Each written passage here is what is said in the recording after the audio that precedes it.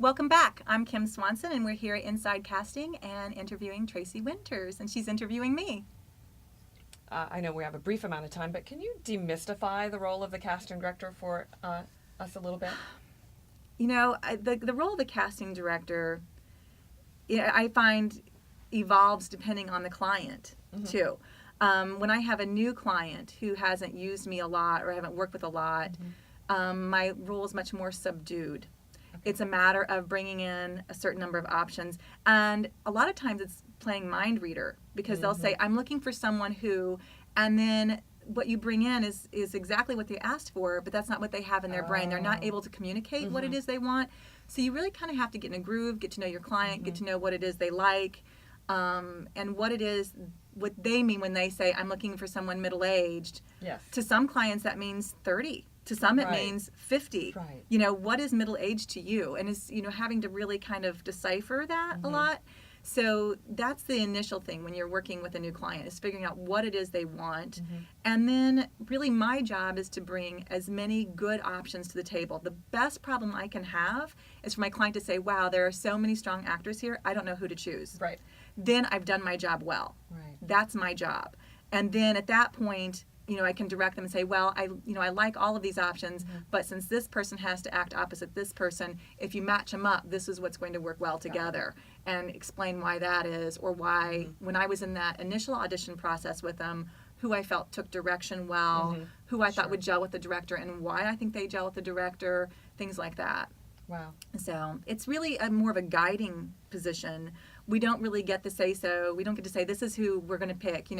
I don't get to just put people in a role. I think a lot of people think that you have that power, for lack of a better word. Right. Exactly. And it's really the doorway to the people with those that power. And it's our job to kind of eliminate the people we know aren't going to be up to muster for them, and to save them time. Therefore, the casting director really saves money for the production. Right. So then how do you think we can bridge the gap between actor and casting director? there are so many ways to do it. I think actors forget that when you begin acting, you are now the product. You're no longer a person, and it's so hard to take yourself out of it personally. I know whenever I would audition and didn't get things, I was like, oh, that stinks. I thought I gave such a good read, and I don't get it. Why did they like me? I thought I was so on that day. Right. And there are so many things that people don't think about. You have to think of yourself as a product. Okay. One of the examples I like to give talent is, if you think about oatmeal, for example. I bet you if I told you I'm going to buy Quaker oatmeal, you know exactly what that container looks like. Sure, I do. You know what's on the front. You know it's that Quaker, and it's it's colors, red. The colors, what the whole. looks like. Yeah. You know exactly. The minute I say oatmeal, you can picture that. Right. Right. That's what an actor has to do for yourself. You have to brand yourself. You have to get yourself to the point that every time I think of someone in this age range, this ethnicity, this sex, this skill set, that your face is the one that pops in my mind. Okay? And in any product, any marketing, the general rule is a client needs to see it 7 times before they buy. Oh, I didn't know that. So you have to think of yourself from a marketing standpoint that you want to get your face in front of them 7, 8 times. Then they're going to start clicking and go, yeah, I like her. It's not necessarily going to be the first time you're in front of that casting director. We see thousands of people. It's those repeat faces that we tend to give more time to. Okay. So, yeah, you may be thinking I'm submitting for things and I'm not being seen, they're not thinking about me, but you want them to see your face as much as possible and as often as possible. So do what you can do to make that happen and kind of brand yourself. Everything from headshots being similar in style to your actor slate to everything you can. If you're doing print work, your comp card, have some similarities there that really kind of brand you. Okay. And that will help you get seen more often because they'll click in, oh, I've seen her before. Right. What did I know her from? And maybe it's just because they saw your name through Actors Access 6 times, and now number 7, they go, why do I keep seeing her face? Right. And then they take the time to read your resume or look at your actor slate or your demo reel, and then you're really in at that point. Terrific. Do you find that the majority of actors know they're casting? No. Yeah. No. Yeah. I don't think they do.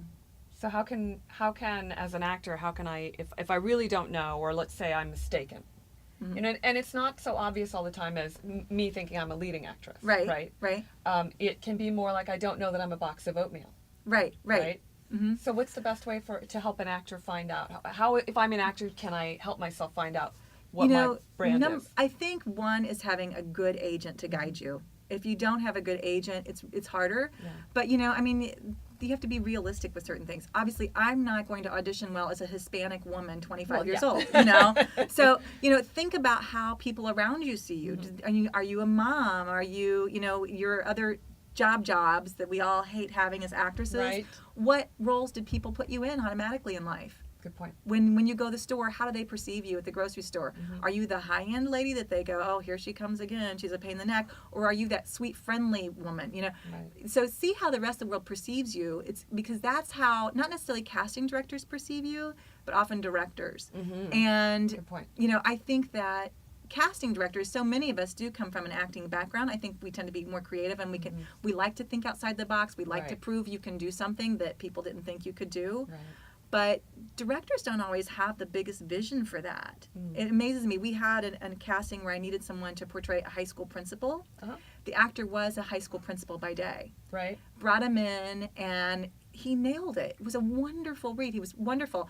And he walked out of the room, and the director said, but he doesn't look like a high school principal. Oh, no. And I knew he was a principal by day, and they didn't understand that. And I said, why do you say that? And he said, well, because high school principals wear like that, like a cardigan sweater and a shirt. He goes, they wouldn't come in a tie and things. I'm thinking, he came on his lunch break to audition. And I'm thinking, so I called him back and I said, you know what? I said, let me just have him do a slightly different read for you. Let me bring him back. And I really fought for it. And I called him. I said, okay, when you come in for your callback, wear a cardigan, wear a plain button-down shirt. And they came in, and I said, and also, I want you to comb your hair a little. I gave him like 3 little changes to make, and he came in and go, he's awesome. And I'm like, it's the same guy, Wow. But they just don't get it sometimes. So you really have to lean yourself towards what the director has in their mind. And again, now it's the actor's turn to be the mind trying reader. To figure that out, right? Right. Yeah. Okay. Thanks again for joining us on Inside Casting. I hope you got a lot of good answers to a lot of terrific questions from Tracy, and we look forward to seeing you again next week.